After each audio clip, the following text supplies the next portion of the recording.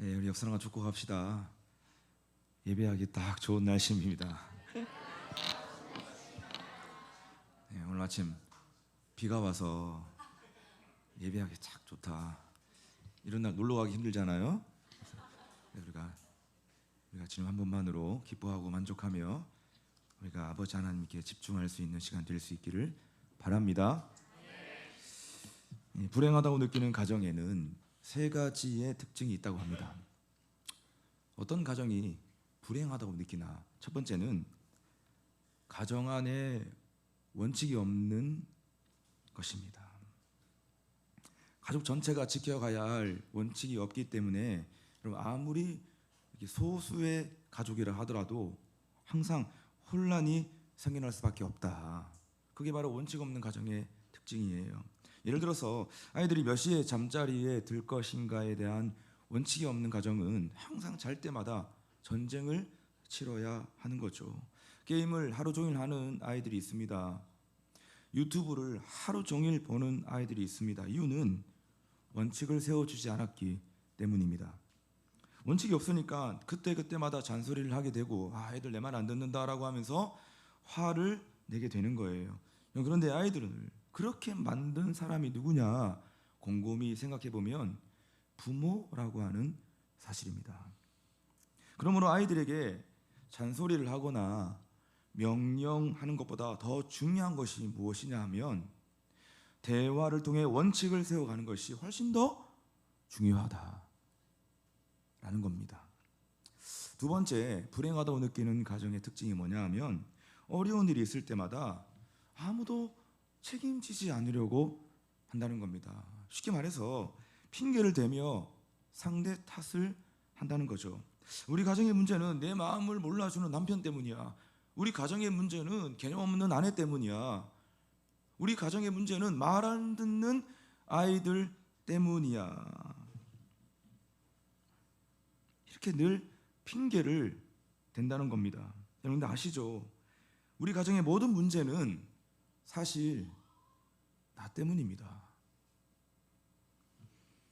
내가 방향을 잘 잡으면 우리 가정은 충분히 더 잘 갈 수 있는데 내가 방향을 잘 잡지 못해서 내가 어리버리해서 사실 온 가족이 힘들고 어려워지게 된 거예요. 내가 부족한 거예요. 사실상은 아빠는 아빠대로 부족한 거고 엄마는 엄마대로 부족한 거고 또 자녀들은 자녀들 나름대로의 연약함과 부족함을 가지고 있는 겁니다. 그러니까 누구의 탓과 누구의 문제가 아니라 사실 나로 인해서 나의 부족함 때문에 우리 가정에 여러 가지 어려움과 문제가 발생되었다라고 우리는 생각을 해야 하는 겁니다. 그러므로 좋은 가정을 만들기 위해서는 상대를 탓하기보다는 나에게 책임이 있고 뿐만 아니라 더 좋은 가정을 만들 수 있는 자유와 지혜, 그것이 바로 나에게 있다라고 생각을 해야 되는 것입니다.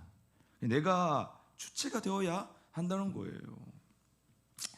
세 번째로 불행한 가정이 가지고 있는 특징이 뭐냐 하면 진지한 대화가 없다는 겁니다.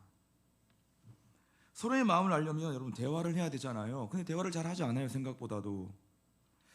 왜 불편한 마음을 그대로 방치하면서 대화를 하지 않느냐? 여러분 거긴 이유가 있습니다. 우리가 다 알고 있는 일일 수 있는데 대화하면 되는 건데 대화를 자꾸 미뤄요. 방치해 두는 거예요. 그 이유는 직면하기가 두려운 거예요. 이거 괜히 직면하고 대화했다가 상처를 받고 마음이 상하고 그래서 그냥 거리를 두고 가족끼리 점점 사라져 가는 겁니다. 상처받을까 봐 두려운 것입니다. 이거는 여러분 가정 안뿐만 아니라 우리 모든 인간관계 안에서 우리가 자꾸 대화를 미루는 이유가 뭐냐, 회피하는 이유가 뭐냐 하면 내가 그 말 듣고 더 상처받을까 봐, 내 마음이 더 상할까 봐 우리는 그 불편한 마음을 그대로 방치해두고 삶을 살아가게 되는 겁니다. 그래서 행복한 가정을 만들기 위해서는 대화를 아주 많이 해야 되는데 대화할 때 가장 좋은 방법이 뭐냐 하면 대화할 때 좀 스킬과 기술이 필요하잖아요. 대화할 때 가장 좋은 방법이 무엇이냐면 나는 상대를 모른다. 백지 상태에서 대화를 시도해야 한다는 겁니다. 여러분, 이게 안 되면요, 이 똑똑한 부모들은 자녀들과 대화할 때 미리 다 결론을 내놓고 대화를 자꾸 시도하는 거예요. 그러니까 대화의 방향이 자꾸 어떻게 흘러가냐면, 야, 얘네들 내가 어떻게 고쳐야 되지? 내가 어떻게 얘네들을 수정해 줘야지? 자꾸 이런 관점으로 대화를 이끌어 나가니까 대화를 하면 할수록 어떻게 됩니까?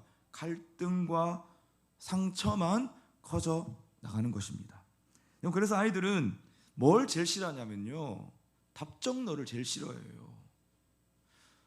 답정너, 답은 정해져 있으니 너는 대답만 해. 이건 뭐 모든 사람, 뭐 부모뿐만 아니라 내가 관계 맺고 있는 사람 주변에 이런 사람 한 명, 딱 한 명은 있거든요. 그 사람하고 웬만하면 대화하기 싫어하죠. 왜? 답정너니까. 항상 나에게 다가올 때, 야, 이미 답은 정해져 있으니까 너는 대답만 하면 돼. 자꾸 설득하려고 하는, 여러분, 그런 사람들과 대화하는 게 너무 어려운 거예요. 그러니까 대화의 결론이 이미 다 정해져 있다는 거, 이거 아이들이 다 아는 거죠. 여러분, 그러나 부모의 태도가 바뀌면 아이들은 기꺼이 이 대화에 응하게 된다는 것이에요. 엄마가 너에게 진지한 마음을 가지고 있어. 엄마는 너와 충분히 대화할 준비가 되어 있어. 여러분, 이렇게 아이들에게 다가가면 아이들은 마음의 문을 열고 부모와의 대화에 기꺼이 응하고 소통의 문제가 점점 해결되어져 가는 이런 그런 일들을 우리가 보게 되어지는 것이죠. 사랑하는 여러분, 가정은 하나님께서 우리에게 주신 가장 소중한 공동체임을 믿습니다. 그러므로 내 가정은 언제든지 행복할 수 있다라고 하는 이 믿음을 가져야 하고, 내 가정은 점점점 행복해져 갈 수 있다라고 하는 이런 소망을 가져야 하고, 가정을 불행하게 만드는 이런 조건들을 우리가 하나하나씩 해결해 나아갈 때, 제거해 나아갈 때 우리의 삶에, 또한 우리의 가정이 훨씬 더 화목하고 행복한 가정으로 세워질 것을 믿습니다. 여러분, 오늘 본문 사무엘상 1장은요, 처음에는 불행했지만 나중에는 행복하게 된 가정을 소개하고 있습니다. 처음엔 불행했는데 이게 점점점 이 가정이 행복한 가정으로 비상하고 있어요. 바로 엘가나라고 하는 사람의 가정인데요, 이 엘가나는 그의 아내 한나라고 하는 자매가 있었는데, 이 한나는 아이가 없었습니다. 자녀가 없었어요. 그래서 그 가정, 그것 때문에 늘 갈등하고 늘 근심이 쌓여 있었습니다. 다시 말해서 자녀가 없는 이유 때문에 그 가정은 불행했다는 것입니다. 근데 여러분, 하나님은 왜 한나에게 자녀를 주지 않았을까? 다시, 하나님은 왜 이 한나에게 자녀를 주지 않았을까요? 많은 사람들은 이렇게 생각합니다. 아니, 많은 사람들이 이렇게 믿어요. 하나님은 원래 한나에게 자녀 줄 생각이 없었는데, 한나가, 어머니가 하도 간절하게 기도하니까 하나님이 그 기도를 들으시고 사무엘이라고 하는 아들을 선물로 주셨다. 여러분, 그렇게 믿어요. 많은 사람들이 엄마가 간절하게 기도해가지고 주셨다라고 생각을 하는 겁니다. 여러분, 아니에요. 여기에는 훨씬 더 깊은 비밀이 숨겨져 있는 것입니다. 여러분, 사무엘이 누굽니까? 사무엘은요, 이스라엘의 위대한 지도자입니다. 최고의 사사였고, 특히 여러분, 이스라엘이 왕정 시대로 넘어가기 전, 여러분, 그 순간, 그 시점에 아주 중요한 사람으로 있었던, 아주 중요한 역할을 했던 사람이 바로 사무엘이라고 하는 사람이었습니다. 자, 그런데 여러분, 이런 사람이 원래 예정이 없다가 그의 어머니가 하도 간절하게 기도하니까 하나님이 그때 부랴부랴 이 사무엘을 만들어가지고 이 사무엘을 선물을 주셨다. 그건 아니죠. 이 위대한 하나님의 사람이 전혀 계획이 없었는데 엄마가 기도해가지고, 하나님, 네가 간절히 기도하니까 내가 지금 만들게, 이렇게 해가지고 사무엘을 보내셨다. 여러분, 이건 절대적으로 아닌 것이에요. 여러분, 한 인생의 탄생이라고 하는 것은요, 하나님께서 창세전에 미리 예정하셨다고 말씀하십니다. 아멘. 우리는 우연히 태어난 사람이 한 사람도 없고, 모두가 다 영원전에, 만세전에, 창세전에 하나님의 예정하심으로 이 땅 가운데 태어난 거예요. 하나님의 목적을 가지고, 목적대로 우리는 태어났고, 그렇기 때문에 한 인생이 평생을 살아갈 때 가장 중요한 가치, 가장 소중한 가치가 무엇이냐? 그것은 하나님의 목적에 이끌리는 삶을 살아가는 거예요. 하나님 나를 이러한 목적으로 나를 보내셨기 때문에 나는 이 목적대로 삶을 살아가야 되는 거야. 그래서 여러분 생일날 제가 항상 기도할 때마다 이렇게 기도하는 것이에요. 하나님, 이 형제님이 자매님 하나님의 목적을 가지고 이 땅 가운데 보내주셨는데 그 목적을 이루어가는 인생 되게 하여 주옵소서. 그러니까 여러분 한 영혼이 한 사람이 이 땅 가운데 태어난다는 것은 하나님의 작정과 예정하심 가운데 태어나게 되었다는 겁니다. 그러니까 어머니의 기도 때문에 사무엘이 태어난 것이 아니라는 것이에요. 정확히 말하면 이스라엘의 역사를 위하여 하나님은 사무엘을 이 땅 가운데 보내야 하는데 이 사무엘을 길러낼 어머니가 필요했던 겁니다. 다시 말해 한나의 기도 때문에 사무엘이 태어난 것이 아니라 사무엘을 보내기 위해서 한나가 기도로 준비되어지는 시간과 과정이 필요했다는 겁니다. 왜냐하면 이 한나라고 하는 자매도 여러분 다른 여자들과 별 다를 바가 없는 연약한 자매였어요. 아니 오히려 평균치보다 더 어려운 여러분 그런 사람이었습니다. 그 증거가 어디에 나타나고 있냐면 6절 말씀에서 나타나고 있어요. 이 한나라고 하는 자매가 어떤 자매였는지 같이 읽어봅시다. 시작. 여호와께서 그에게 임신하게 하지 못하게 하심으로 그의 적수인 분인나가 그를 심히 격분하게 하여 괴롭게 하더라. 둘째 부인이었던 분인나가 있었는데요. 이 분인나가 이 한나에게 맨날 충동질을 했던 거예요. 그러니까 여러분 거기에 막 다 반응하고 거기에 다 휘말리고 그러면서 격분하고 화내고 막 그 약한 사람이었다는 거죠. 8절 말씀 보면 또 나와 있습니다. 8절 시작. 그의 남편 엘가나가 그에게 이르되 한나여 어찌하여 울며 어찌하여 먹지 아니하며 어찌하여 그대의 마음이 슬프냐. 여기는 뭐 불행의 3종 세트 다 나오잖아요. 울고 안 먹고 막 우울해하고 슬퍼하고 이제 이런 현상이 나타나면 이건 진짜 불행이거든요. 너 왜 안 먹어? 빨리 먹어. 먹기 싫다고 막 울고 맨날 울어요. 짱 박혀서. 이거 진짜 어려운 거거든요. 생각해보세요. 여러분 가족 중에 한 명이 맨날 어릴 때마다 막 짱 박혀와서 막 눈물을 훔치고 있다고 생각해 보십시오. 맨날 슬퍼하고 슬픔의 영 가운데 막 잠겨있고 우울함 가운데 있고 그 가정 절대 여러분 행복할 수 없어요. 막 다 가족들이 막 죽으려고 할 겁니다. 자, 그런데 여러분 또 뒤에 보니까 어떤 말씀이냐면 내가 그대에게 10아들보다 낫지 아니하냐. 남편이 말합니다. 내가 당신을 얼마나 사랑하는지 모릅니까? 아니 내가 10아들보다 낫지 않아요? 아니 도대체 나는 당신에게 어떤 존재입니까? 지금 남편이 이렇게 말을 하는 것이에요. 한나는 이 말이 전혀 위로가 되지 않습니다.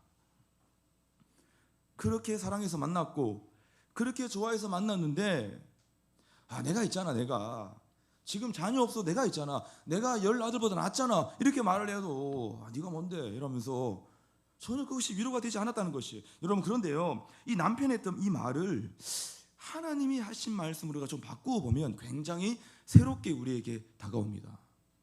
하나님 말씀 한나에게 물어봅니다. 한나야 너 왜 그렇게 슬퍼하냐? 너 왜 그렇게 우울하냐? 내가 10아들보다 낫지 않냐? 내가 있잖아. 네가 늘 그토록 사랑한다고 하는 내가 있지 않냐?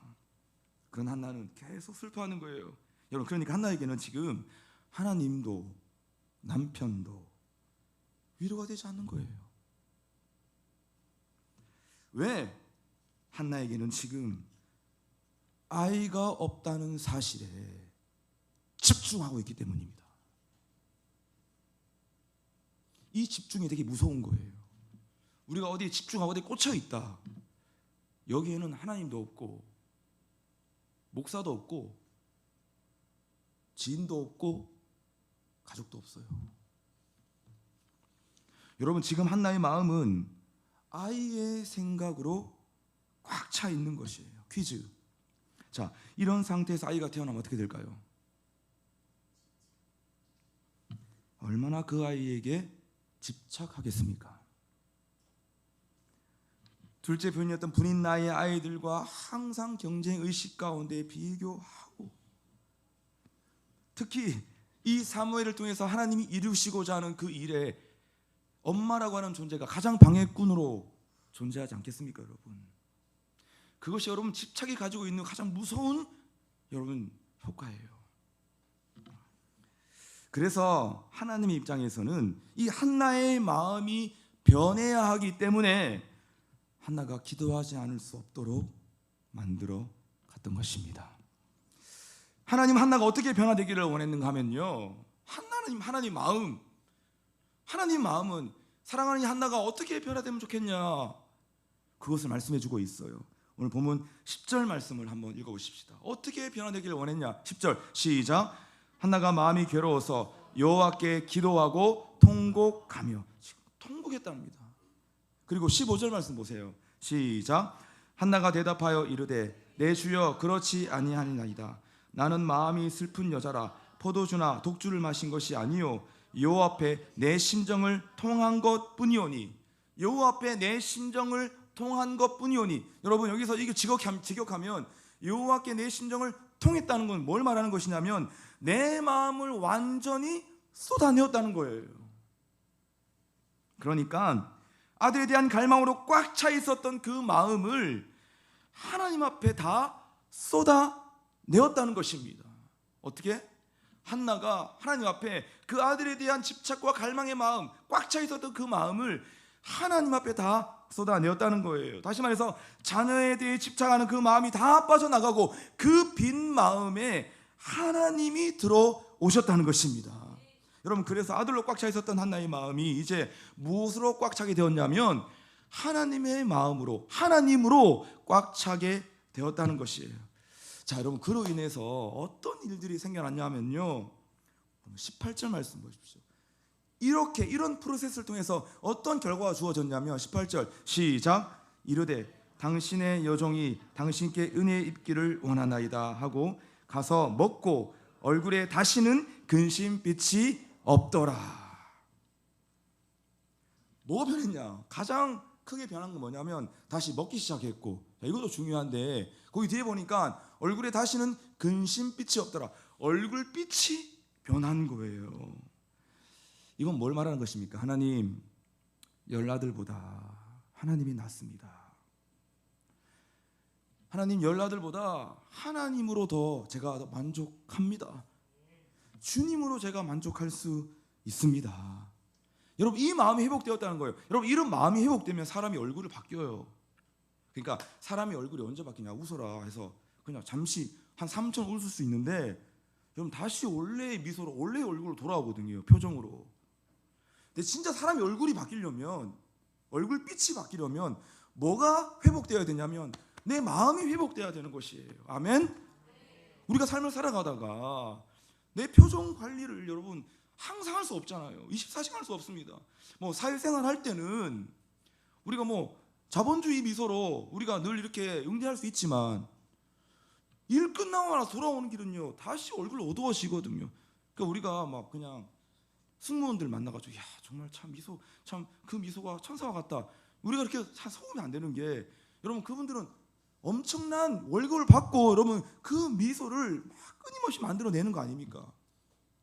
그러니까 우리가 그냥 딱 보면 야 저런 분들이 세상에 제일 행복해 보여, 막 그렇게 해가지고 막 거기에 속아서 막 승무원이랑 결혼하고 싶어, 막 이런 분들 있는데, 우리 승무원을 경험했던 승호영주님이 저한테 얘기하더라고요. 목사님 장난 아닙니다 하면서 속는 겁니다 진짜.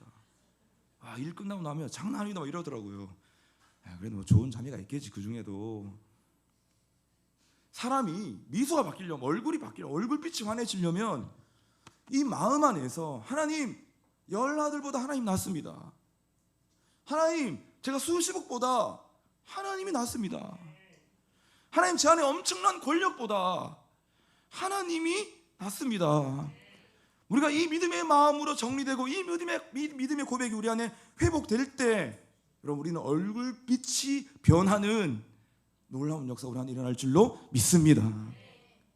열 남자보다 하나님 낫고 열 여자보다 하나님이 나은 것이에요. 자, 그래서 여러분 일어났던 또 다음 프로세스가 뭡니까? 이제 이렇게 되니까, 회복되니까 이제 11절의 프로세스가 진행이 되어지는 겁니다. 같이 볼까요? 시작. 서원하여 이르되 만군의 여호와여, 만일 주의 여종의 고통을 돌보시고 나를 기억하사 주의 여종을 잊지 아니하시고 주의 여종에게 아들을 주시면 내가 그의 평생에 그를 여호와께 드리고 삭도를 그의 머리에 대지 아니하겠나이다. 아멘. 쉽게 말하면 하나님 아들 주시면 제가 그 아들 하나님께 바칠게요. 약간 착각이 있는데, 여러분 사실 그 아들 하나님께 바치든 안 바치든 그 아들은 누구 겁니까? 하나님 거예요. 내가 뭐 바치면 하나님의 것이 되고 내가 안 바치면 내 것이고, 여러분 이런 개념이 아니거든요. 그럼에도 불구하고 한나가 이렇게 마음이 회복되어서, 믿음이 회복되어서 하나님 아들 주시면 제가 하나님께 드릴게요, 하나님께 바칠게요, 이렇게 서원했습니다. 여러분 이 서원의 의미가 무엇입니까? 우리 부모님들도 우리 자녀들 막 주님께 바친다고 서원한 부모님이 있다고 들었는데, 여러분 이 서원의 의미가 무엇입니까? 이 자식은 내 것이 아니라 하나님 겁니다라고 하는 강력한 믿음의 고백인 것이에요. 여러분 한나가 아이에게 집착을 하고 있었던 것은 왜 여러분 집착하고 있습니까? 그 집착의 의미는 무엇이냐면 그 아이가 자기 거라고 생각을 하고 있었기 때문에 여러분 아이에게 집착을 하고 있었던 겁니다. 원래 집착은 그런 겁니다. 집착은 언제 나타나냐는 거냐면 내 거라고 생각하면 집착하는 거예요. 돈에 유독히 집착하는 사람들이 있습니다. 그 사람들은 돈이 자기 거라고 생각해요. 여러분 꼭 보면 건강에 막 집착하는 사람들이 있거든요. 그건 자기 몸이 자기 거라고 생각하는 사람이에요. 자기 인생에 막 집착하는 사람. 그래서 막 자기 사랑 가운데 자기에 빠져 있는 사람. 그 사람은 뭐냐면 나라고 하는 존재가 하나님의 것이 아니고 내 거다라고 하는 생각 때문에 자기에 집착하고 자기 인생에 집착하며 삶을 살아가는 것입니다. 그런 한나는 기도하면서 지금 이런 생각이 바뀌었다는 거예요. 야, 그렇구나. 자식은 내게 아니고 하나님 거구나. 그러면서 자식에 대한 집착에서 벗어나게 된 것입니다. 자, 이제 이 한나는 완전히 준비가 된 거죠. 한나는 믿음으로 자식을 기를 수 있는 그 어머니로 준비가 된 것입니다. 그래서 한나에게 하나님은 사무엘을 선물로 주십니다. 자, 이렇게 해서 사무엘을 받은 한나는 약속대로 그 사무엘을 하나님께 드리기 위해서 성전에 바치게 되는데, 오늘 본문의 말씀이 바로 그 내용인 것이에요. 한나가 지금 성전에 가서 제사장 앞에서 하는 말이 뭡니까? 그게 방금 읽었던 본문 27절의 말씀입니다. 우리 같이 해볼까요? 시작. 이 아이를 위하여 내가 기도하였더니 내가 구하여 기도한 바를 여호와께서 내게 허락하신지라. 이 말씀에 담겨있는 의미가 뭐죠? 자녀에 대한 부모의 신앙 고백이 담겨져 있잖아요. 하나님, 이 자녀가 바로 누구냐? 이 자녀는 제가 기도해서 얻은 하나님의 선물입니다. 나에게 주신 최고의 선물입니다. 그것이 바로 자녀입니다 라고 하는 신앙의 고백이 지금 담겨져 있는 고백을 지금 한나가 제사장에게 가서 한 고백인 것이에요. 여러분, 이스라엘 사람들의 성경적 교육 철학 1번이 뭐냐 하면요, 자녀는 내 것이 아니고 하나님의 것이다. 이 부모의 고백은 여러분 자녀 입장이 어떻게 들리겠습니까? 부모가 이 자녀는 내게 아니라 하나님의 겁니다, 이 고백을 계속 한다고 한다면 이 고백을 듣는 자녀는, 자녀의 입장에서는 이것이 어떻게 들려요? 나는 하나님의 것이다. 부모가 내 자녀는 하나님의 것이다라고 하는 이 믿음과 이 마음이 강하게 뿌리 내려져 있으면 자녀도 고스란히 나는 하나님의 것이, 나는 엄마 아빠가 있지만 나는 진짜 하나님의 소유고 하나님의 것이지. 인간의 모든 인생 가운데 가장 먼저 깨달아야 할 자기 가치, 그게 뭐냐 하면 나는 하나님의 것이라고 하는 것. 이거 가장 중요한 자기 가치에 대한 이해가 되는 겁니다.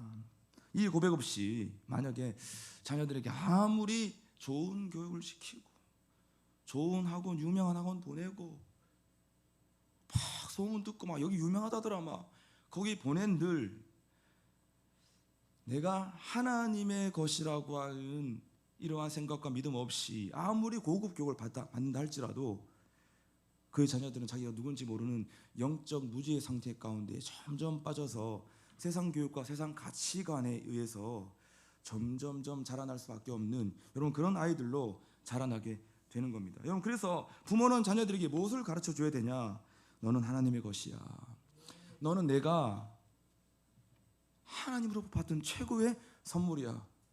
그래서 나는 너를 위해서 늘 기도하고 내가 너에 대한 늘 감사하는 마음이 있고 내가 너로 인해서 참 행복하단다.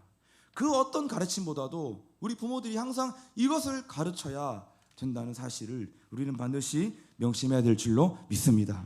여러분 이 부모의 고백이 자녀의 가슴판에 새겨진다면 그 자녀는 절대로 잘못되지 않습니다. 뿐만 아니라 그 자녀들은 평생 세상에서 가장 행복한 사람으로 그의 인생으로 나아가는 경험들을 하게 될 줄로 믿습니다. 사랑하는 여러분, 내 자녀는 또한 우리의 자녀들은 하나님의 것임을 믿으시기를 축복합니다. 지금 자녀가 있는 부분들도 있고 또 아직 자녀가 없는 분들도 있지만 어쨌건 다들 잠재적 부모들이잖아요. 앞으로 부모가 될 사람들이잖아요. 항상 우리가 명심해야 될 것은 뭐냐면 내 자녀는 내 것이 아니라 하나님의 것이지. 우리가 이 마음을 가지고 다음 세대를 세워나가는 공동체가 된다고 한다면 주님께서 우리에게 놀라운 다음 세대 사역의 부흥을 우리에게 허락해 주실 줄로 믿습니다. 자, 여러분 그렇다면 마지막으로 이 자녀가 하나님의 것이기 때문에 그럼 이 자녀를 어떻게 키워야 되냐라고 하는 문제가 남겨져 있잖아요. 그 부분을 우리가 좀 생각해 보면 좋겠습니다. 이 부분에 대한 답이 어디 나와 있냐면 24절에서 나와 있습니다. 하나님의 자녀는 그러면 어떻게 우리가 키워야 되냐는 것이에요. 같이 한번 큰 소리 읽어볼까요? 시작. 젖을 뗀 후에 그를 데리고 올라갈새 수소 3마리에 밀가루 한 에바와 포도주 한 가죽부대를 가지고 실로 여호와의 집에 나아갔는데 아이가 어리더라. 지금 아이를 데리고 어디로 나아갔다고 말씀합니까? 여호와의 집에, 하나님의 집에 데리고 갔다는 겁니다. 여러분 우리의 자녀들은 반드시 하나님의 집에서 자라나야 될 줄로 믿습니다. 학교도 중요하고 학원도 중요하고 뭐 여러 가지 활동도 중요하고 다 중요한데 우리 자녀들은 항상 어디에서 자라나야 되냐면 하나님의 집에서 자라야 돼요. 교회에서 자라야 하는 것입니다. 왜입니까? 하나님의 말씀, 하나님의 집과 하나님의 교회 안에 뭐가 있습니까? 하나님 말씀이 있고 복음이 있고 또한 성경적 가치관으로 가르치는 여러분 그 교육의 현장, 훈련의 현장이 바로 하나님의 집에 있기 때문인 것이에요. 여러분 그래서 이스라엘 사람들의 성경적 교육 자락 두 번째가 뭐냐면 아이들의 진정한 스승은 성경뿐이다.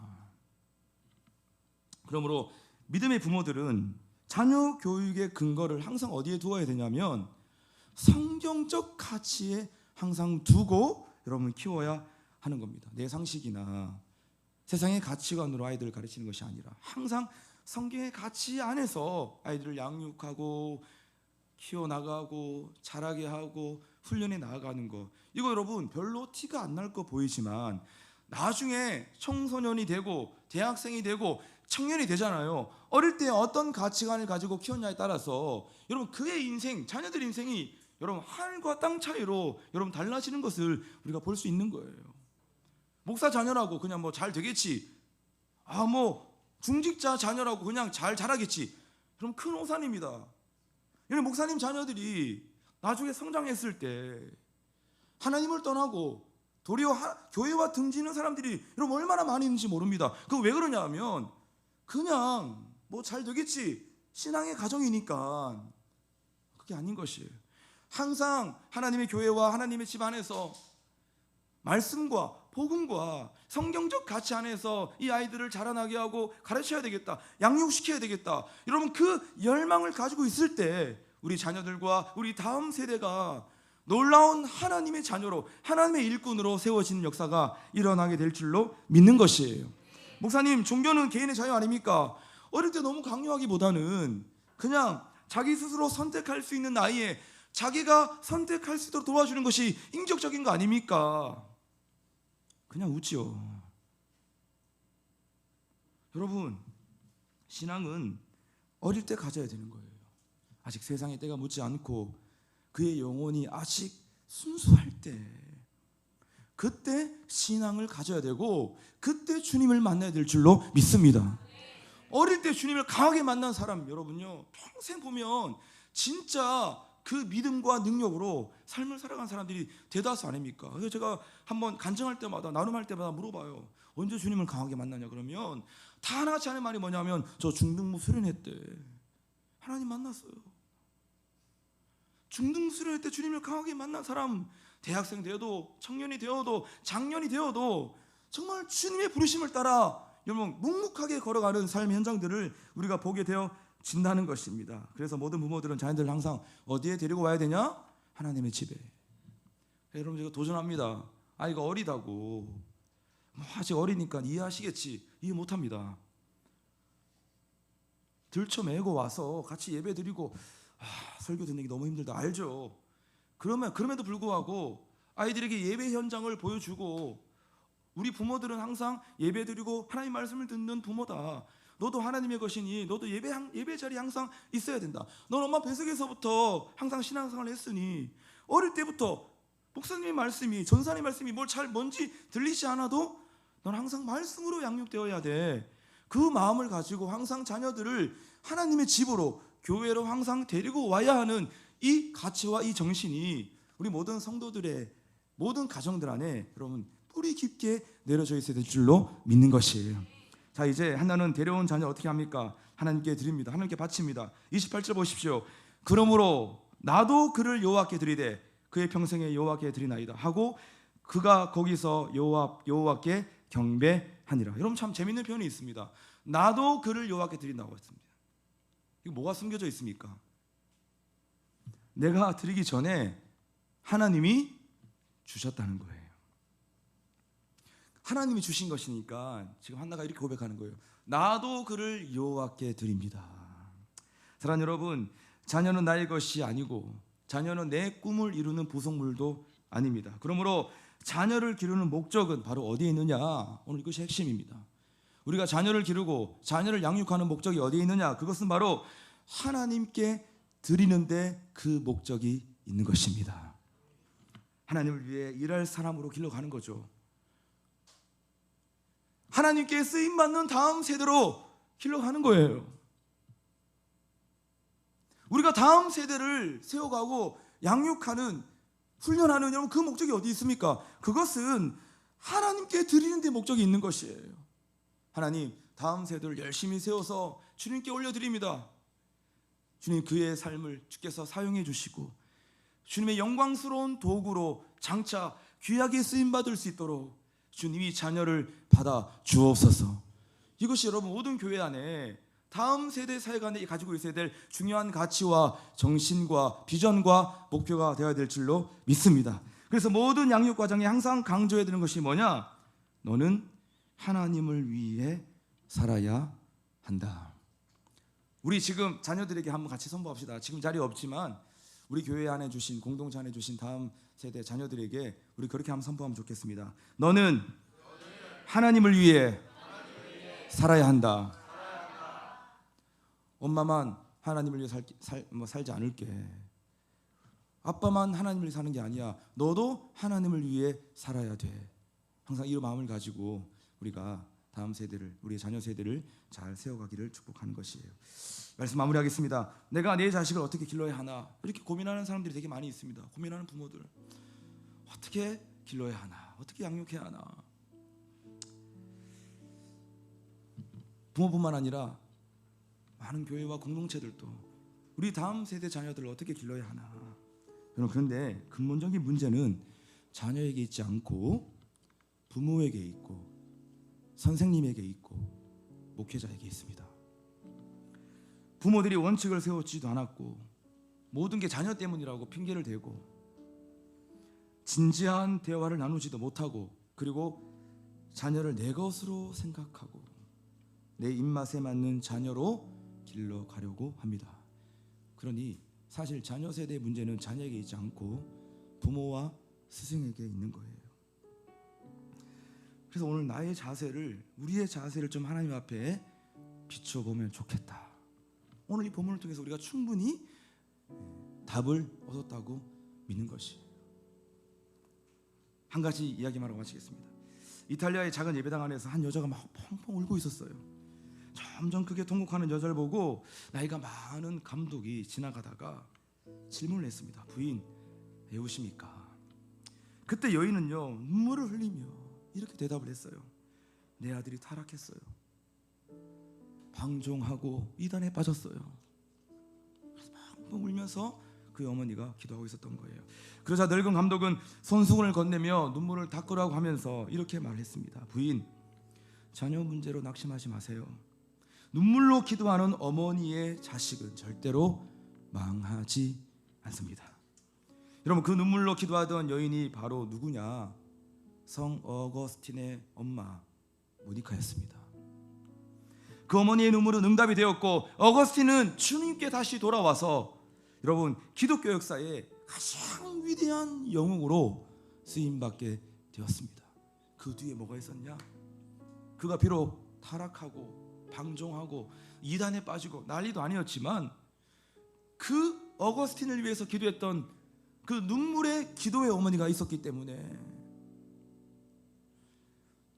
신학교 가면 이 어거스틴이 얼마나 위대한 사람으로 가르치고 배움을 받고 하는지 몰라요. 사랑하는 여러분, 내 자녀는 누구 것입니까? 아멘. 내 자녀는 하나님의 것입니다. 사랑하는 여러분, 우리 공동체 안에 있는 우리 모든 자녀들, 우리의 자녀들은 누구 것입니까? 하나님의 것입니다.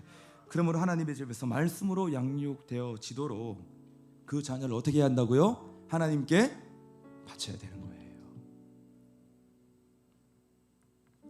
하나님께 바친다는 게 이거예요.